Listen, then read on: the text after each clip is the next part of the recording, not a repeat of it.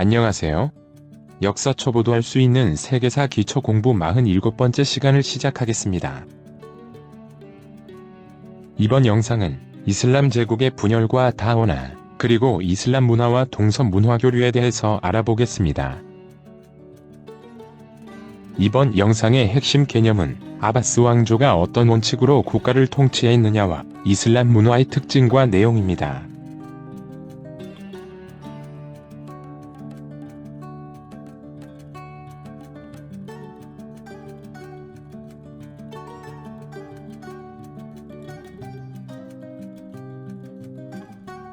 이슬람 제국의 성립과 발전 4시기 중에서 지난 45번째 영상에서는 이슬람 제국 첫 번째 시기인 무함마드 시대에 대해서 알아보았고, 46번째 영상에서는 두 번째 시기인 정통 칼리프 시대와 세 번째 우마이야 왕조에 대해서 알아보았는데요. 이번 이슬람 제국 마지막 영상에서는 이슬람 제국의 분열 내용과 이후 튀르크족과 몽골족에게 이슬람이 전파되는 이슬람 제국의 다원화 내용을 알아보고, 그리고 아시아와 유럽, 아프리카 세대륙에 걸쳐 독창적인 문화를 발전시켰다는 이슬람 문화에 대해서 살펴보면서 이슬람이 세계사의 가장 공헌한 내용인 동서 문화 교류에 대해서도 알아보겠습니다. 그럼 지금부터 이슬람 제국의 분열에 대해서 알아보겠습니다. 이슬람 제국 최대 영역을 확대했던 우마이야 왕조의 뒤를 이어 이슬람 제국은 크게 세 나라로 나뉘게 됩니다. 첫 번째는 우마이야 왕조를 멸망시키고 건국된 아바스 왕조, 그리고 두 번째는 멸망해버린 우마이야 왕조의 일족이 이베리아 반도에 건국한 후마이야 왕조, 그리고 세 번째 왕조는 150년 정도 뒤에 북아프리카 지역을 중심으로 세워지는 파티마 왕조입니다. 그리고 일반적으로 동서 칼리프라는 말은 우마이야 왕조를 멸망시키고 건국되어 무려 500년 동안 이 중동 지역을 장악했던 아바스 왕조를 동칼리프국이라 부르고, 이베리아 반도의 코르도바를 수도로 서방 이슬람 문화의 중심 국가로 번영하는 후마이야 왕조를 서칼리프국이라고 하는데, 두 나라보다 훨씬 늦게 건국하는 파티마 왕조는 당시 중흥기를 맞은 비잔티움 제국의 남진을 막아내는 등 쇠퇴해진 아바스 왕조를 대신하여 11세기경에 이슬람 제국의 주도권을 장악하면서 큰 번영을 누리게 됩니다. 우마이야 왕조의 전제적이고 민족차별적인 통치 방식과 칼리프들의 사치스러운 생활 방식에 불만을 품은 페르시아 계통의 마왈리 세력과 시아파들의 연합 세력은 747년에 호라산에서 반란을 일으키게 되는데, 그 중심이 된 사람이 아바스 왕조를 개창한 아부 알아바스입니다. 그는 이슬람을 창시한 무함마드의 숙부인 아바스의 증손자에 해당하는데, 불만 세력을 규합하여 750년에 우마이야 왕조의 마르완 2세를 죽이고 우마이야 왕족들을 무자비하게 처단하면서 우마이야 왕조를 멸망시키고 아바스 왕조를 개창하게 됩니다. 참고로 우마이야 왕조 멸망과 아바스 왕조 개창에 실질적인 큰 역할을 했던 전설적 영웅이 아부 무슬림입니다. 페르시아 계통의 낮은 신분이었다는 아부 무슬림은 우마이야 왕조에 대한 반대 세력을 이끌고 거병하여 시아파와 손잡고 쿠파 점령에 실질적인 역할을 하게 됩니다. 이후 무함마드의 혈통인 아바스 가문을 대표하여 아부 알아바스가 칼리프로 추대되면서 아바스 가문과 마왈리 등의 반체제 세력, 그리고 알리의 후손만을 정통으로 인정하는 시아파 등 여러 세력이 연대하여 우마이야 왕조를 무너뜨리고 아바스 왕조 개창에는 성공하지만 서로 다른 성격의 이 연합은 깨질 수밖에 없었습니다.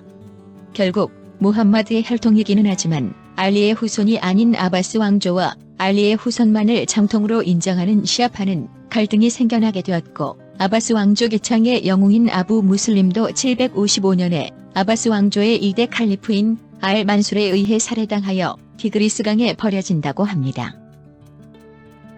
750년 아부 알아바스에 의해 개창된 아바스 왕조에 대한 핵심 내용은 세 가지가 있습니다. 첫 번째는 범이슬람주의 원칙이고, 두 번째는 세계 최대의 도시인 수도 바그다드, 그리고 세 번째는 탈라스 전투입니다. 우마이야 왕조의 아랍인 우월주의와는 달리 아바스 왕조는 모든 무슬림들의 평등을 내세우며 아랍인과 비아랍인들과의 화합을 꾀하는 범이슬람주의를 통치 원칙으로 내세우게 됩니다.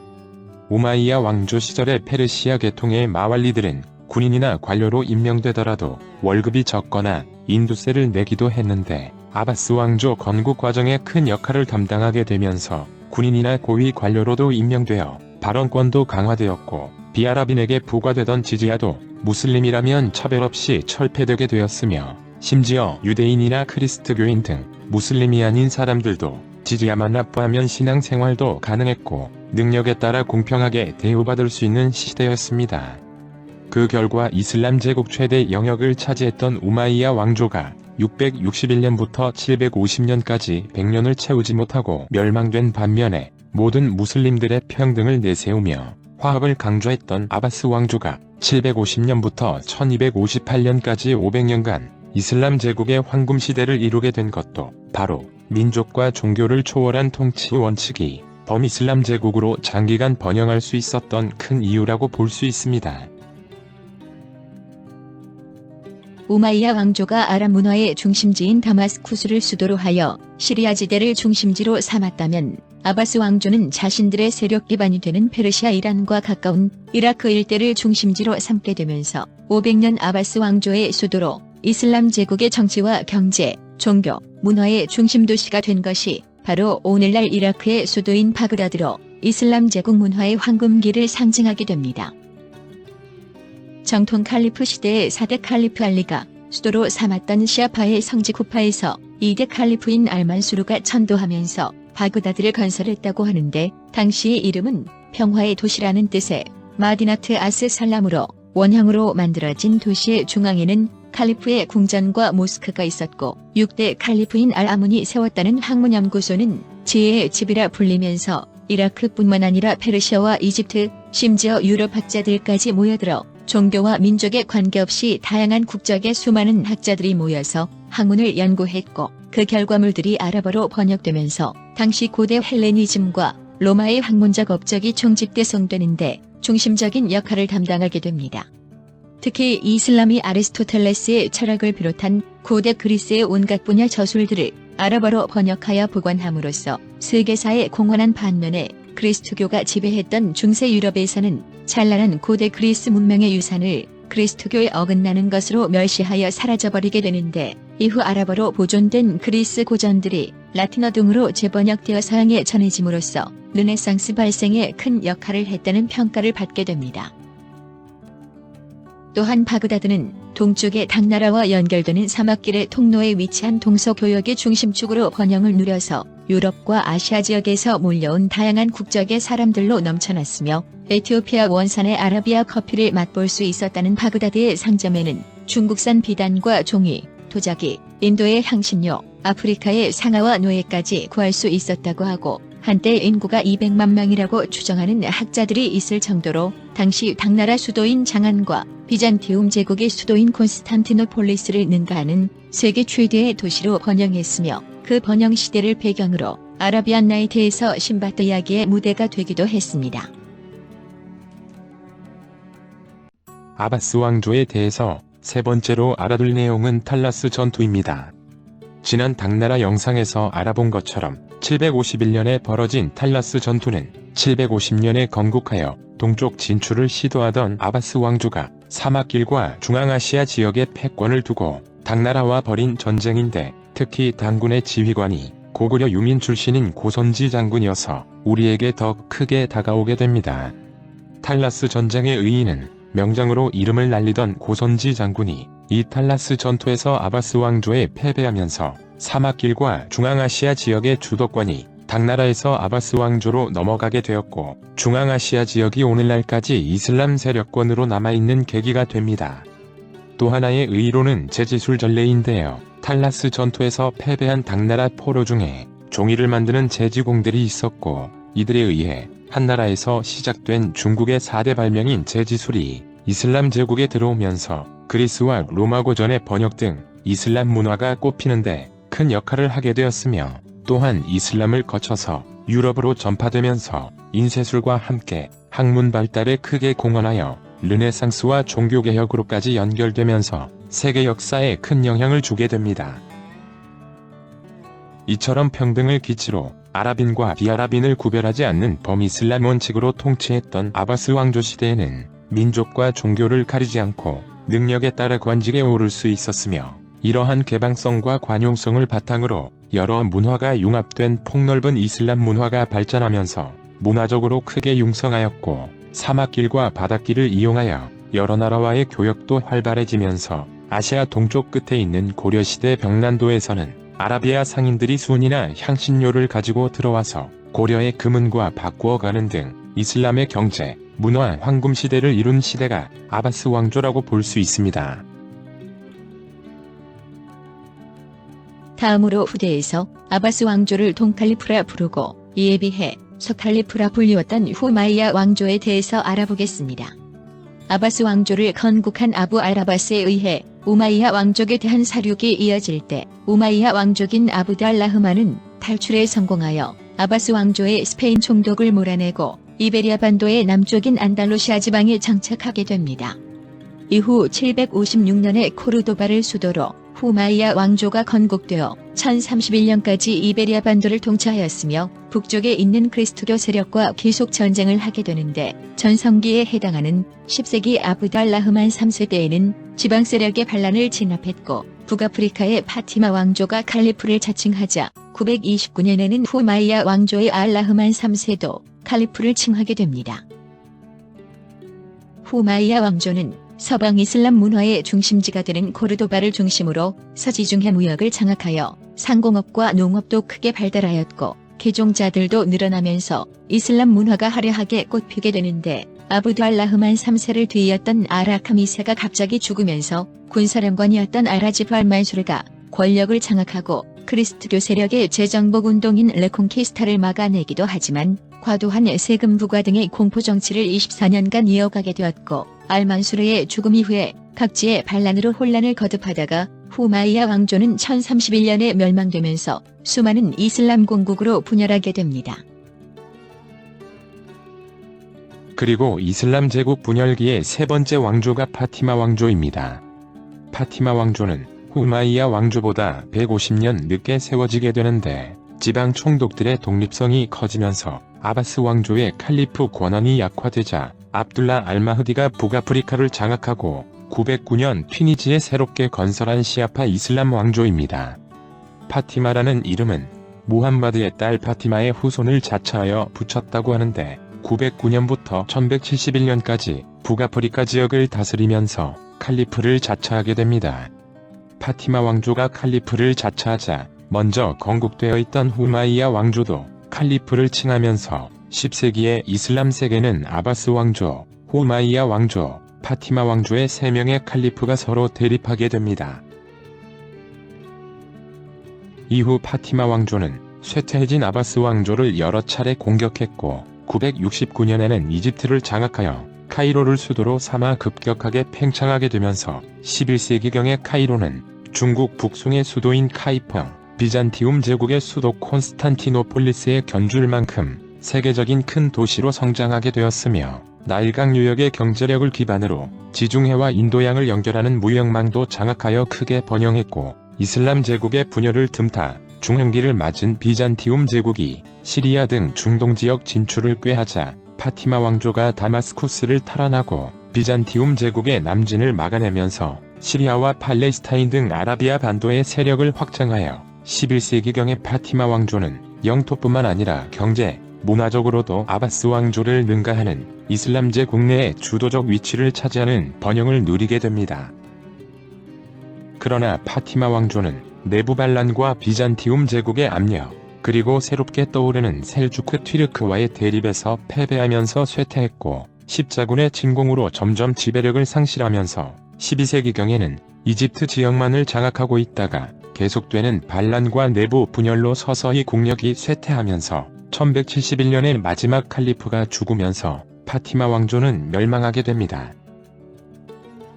다음은 이슬람 제국이 다원화되는 내용을 알아보겠습니다. 9세기 이후부터 내분과 지방 총독의 독립성 강화로 아바스 왕조가 약화되면서 이슬람 세계는 후마이야 왕조와 파티마 왕조, 그 외에도 여러 작은 국가로 분열되게 되었는데 이 상황 속에 중앙아시아 지역에 분포하던 뒤룩국의 세력들이 이슬람을 받아들이면서 11세기부터 약 100년간 서아시아와 중앙아시아 지대의 새로운 주인공으로 떠오르게 된 것이 셀주크 튀르크입니다.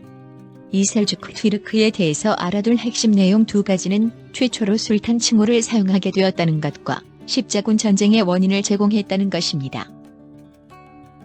중앙아시아 지역에서 유목 생활을 하던 셀주크인들은 기마 유목민의 특성을 활용하여 세력을 키워갔는데 가즈니 마흐무드는 이란과 이라크 지대를 장악하고 1055년 아바스 왕조의 수도인 바그다드에 입성하여 칼리프를 보호하는 형식을 취함으로써 이슬람의 지도자인 칼리프로부터 술탄이라는 칭호를 처음 받게 됩니다.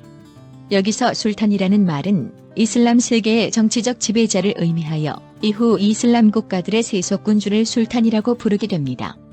결과적으로 초기 이슬람 시대의 무함마드의 후계자로서 정치와 종교, 군사 모두를 장악했던 칼리프는 여기서부터 이슬람의 종교 1인자로서의 권위만을 지니게 되고 이슬람 각국의 세속군주, 즉 국왕이 술탄이라는 이름으로 불리면서 정치와 군사 지배권을 장악하게 됩니다.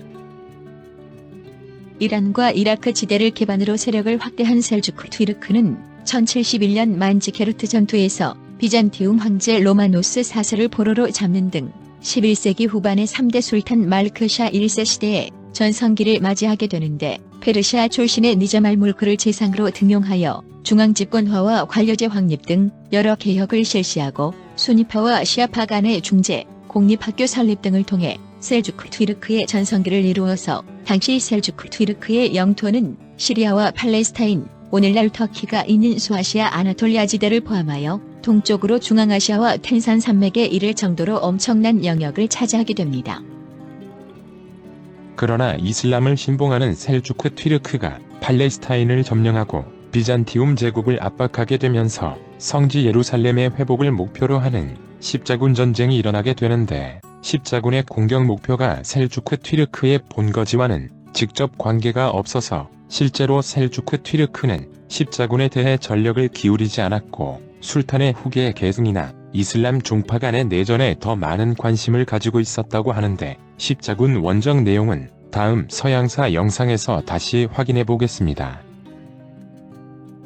결국 계속된 내전과 십자군과의 전쟁 과정에서 점차 세력이 약화된 셀주크 튀르크는 12세기 초 아흐마드 산자르 시대에 학문과 문예가 발달하는 등 다시 번성하기는 했지만 거란이 세운 요나라가 여진에 의한 금나라에 멸망한 후 그 일족인 야율대석이 서쪽 중앙아시아 지대로 이동하여 세운 서유즈 카라키타이의 공격을 받게 됩니다. 결국 1141년에 사마르칸트 부근의 카트원 전투에서 패배하고 셀주크의 영향권에 있던 속국들이 반란을 일으키면서 술탄 산자르가 포로로 사로잡히기도 하다가 산자르가 죽은 뒤 1157년에 셀주크는 여러 공국으로 분할되면서 멸망하게 되었고 13세기에 이 지역에는 새로운 강자가 진출하게 되는데 그 나라는 바로 중국 등 동아시아를 장악한 몽골 제국입니다. 몽골 제국의 제4대 칸인 몽테칸의 동생인 훌라구가 사마르칸트 지대의 총독으로 부임하면서 이 중동 지역을 장악하게 됩니다.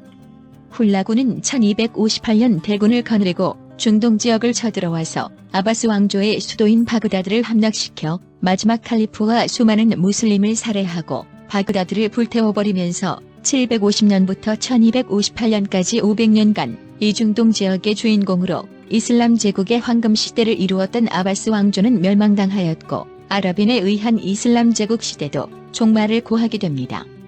훌라구에 의해 세워진 이란국은 1256년부터 1335년까지 약 80년간 이란과 이라크 지대를 장악하여 이슬람교를 국교로 하면서 이슬람 문화를 발전시켜 나가게 됩니다.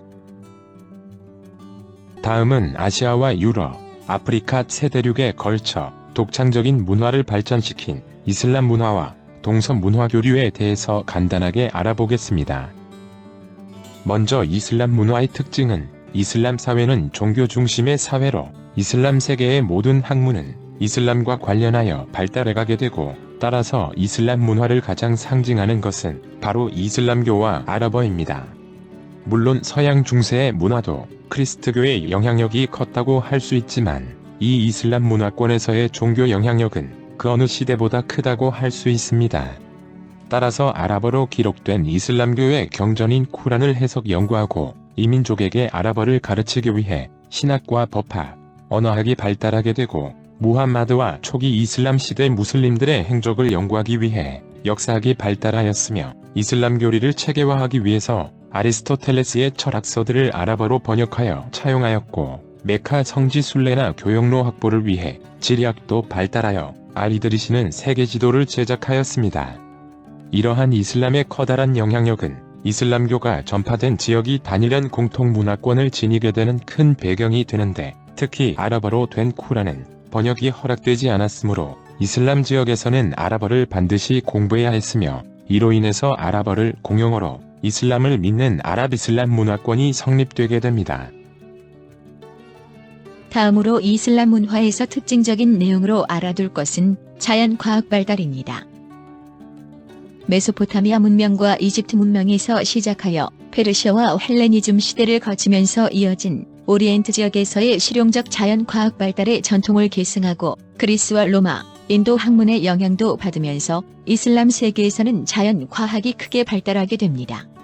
수학에서는 인도에서 최초로 사용된 0의 개념을 받아들이면서 아라비아 숫자가 만들어지게 되었고 화학 분야에서는 연금술사들이 실험을 통해 여과 증류법이나 승화작용이 고안되었으며 천문학에서는 전체 관측기구를 만들어 지구 구형설을 설명하였고 역법도 정리되면서 이슬람 역법은 원나라 때 중국에 소개되어 수시력이 출현하는 데 영향을 주었고 우리나라에도 전해지게 됩니다.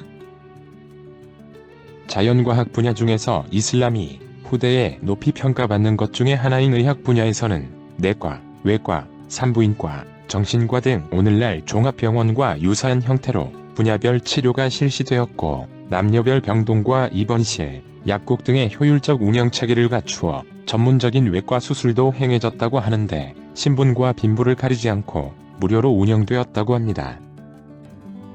이슬람에 발달된 의학을 상징하는 사람이 유명한 이븐 시나입니다.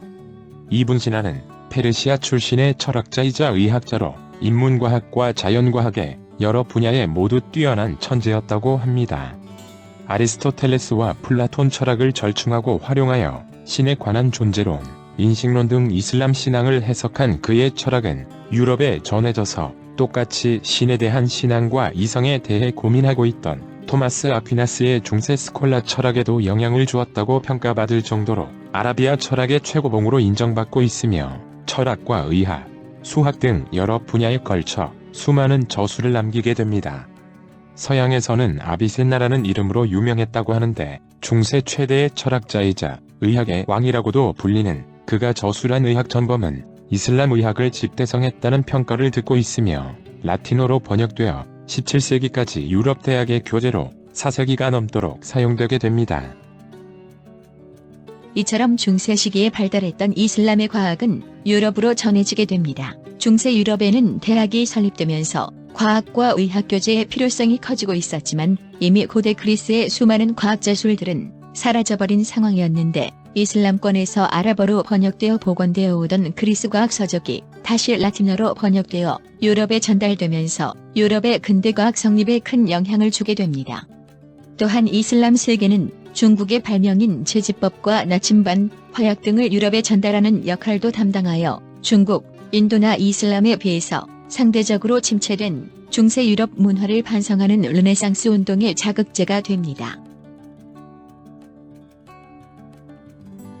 그 외에도 이슬람의 대표적인 문학작품으로는 페르시아 등 여러 나라의 설화들을 모은 천일야화, 아라비안 나이트가 있으며 지난 이슬람 첫 번째 영상에서 알아본 것처럼 이슬람 건축을 상징하는 둥근 지붕돔과 미나르트 첨탑을 특징으로 하는 이슬람의 사원 모스크는 추상적이고 기하학적인 아라베스크 무늬로 장식되었습니다. 그리고 미술에서는 사물을 축소시켜 세밀하고 정밀하게 묘사하는 화려한 세밀화가 유행하였는데 인물이나 동물에 관한 그림이나 조각을 금지하는 이슬람의 종교적 원칙은 모스크나 쿠란 등 종교적인 부분에서는 철저히 지켜졌으나 세속 군주의 거처인 왕궁 건축 등에서는 페르시아의 전통을 이어받은 세밀화가 발달하였고 이러한 이슬람의 세밀화 전통은 이후 이란국과 티무르 제국 등으로 연결되게 됩니다. 마지막으로 이슬람의 동서 문화 교류에 대해서 알아보겠습니다. 이슬람 제국은 이전의 페르시아나 파르티아처럼 동서 문화 교류 부분에 세계사적 큰 의의를 남기게 되는데, 동서양을 넘나드는 원거리 여행도 활발해지면서 모로코 출신의 세계적 여행가인 이븐 바투타는 중동 지역과 아프리카, 중앙아시아, 인도와 동남아시아를 거쳐 중국까지 이르는 24년간 12만 킬로미터의 엄청난 여정을 기록한 여행기를 남겼습니다. 원래 아라비아 중동 지역은 유럽과 아시아를 연결하는 통로에 위치하고 있어서 낙타를 이용하여 무리를 지어 상업활동을 하는 대상무역이 발달하고 있었는데, 이 지역을 무대로 이슬람을 창시했던 무함마드도 상업을 중시했고, 이슬람 제국 여러 국가들도 자유로운 상업활동을 보장하면서도 관리를 파견하여 부당한 성행위를 감시하고 군대를 보내서 상업활동을 보호해주기도 하면서, 이슬람에서는 상업이 크게 발달하여 상인들은 신용장, 약수거음, 수표를 사용하기도 하고 수공업자들은 동업조합을 만들기도 하였습니다. 그 결과 아프리카에서 중앙아시아를 거쳐 대륙을 횡단하여 중국까지 왕래하는 이슬람 대상들의 육상 교역이 활발하게 되었고, 특히 751년의 탈라스 전투 이후 이슬람 세력이 사막길의 주도권을 장악하면서 상업과 교역이 크게 발달하게 됩니다. 육상교통뿐만 아니라 이슬람 세력은 서쪽으로는 지중해부터 페르시아만과 홍해를 거쳐 인도양, 동남아시아와 남중국 해를 돌아 한반도까지 도달하는 해상 무역도 주도하게 되는데, 중동 지역과 인도양 주변의 교역을 장악한 이슬람 상인이 인도와 동남아시아 항구에서 만나 활발한 거래를 하는 상대로는 인도 상인들뿐만 아니라 중국에서 온 송나라 상인들도 있었습니다. 당나라 후반 탈라스 전투에 패배하면서 기존에 가지고 있던 사막길의 주도권을 상실하고 북방민족의 득세로 육상교역이 어려워지자 중국은 바닷길을 활용한 해상 원거리 교역에 치중하게 되는데, 송나라 발명인 나침반과 청크선이라는 원양 범선을 활용한 송나라 상인들은 인도와 동남아시아의 항구에서 이슬람 상인들과 거래를 하게 됩니다. 인도양 지역에서 행해지던 교역 물품으로는 중국산 비단과 자, 도자기, 인도와 동남아시아산 향신료, 서아시아의 향신료와 말, 그리고 아프리카의 금과 상아 등이 활발하게 거래되었는데, 특히 이슬람 상인들이 가장 많이 교역한 상품은 향신료였습니다. 인도나 동남아시아 지대에서 생산된 후주, 정향, 계피 등의 향신료는 음식과 약재로도 인기가 높아서 비싼 가격으로 유럽에 공급되었고, 이후 이 향신료를 값싸게 구하기 위해 신항로 개척이 이루어지는 계기가 되는데, 바닷길을 장악한 이슬람 상인의 활약은 신항로 개척으로 바닷길의 주도권을 포르투갈과 에스파니아의 유럽 상인들에게 넘겨주기 전까지 동서교류에서 주도적 역할을 담당하여 세계사에 큰 획을 남기고 있습니다. 이슬람 제국에 대한 영상은 여기까지입니다. 시청하시느라 정말 수고하셨습니다. 다음 48번째 영상은 중국 송나라에 대해서 학습하시겠습니다. 대단히 감사합니다.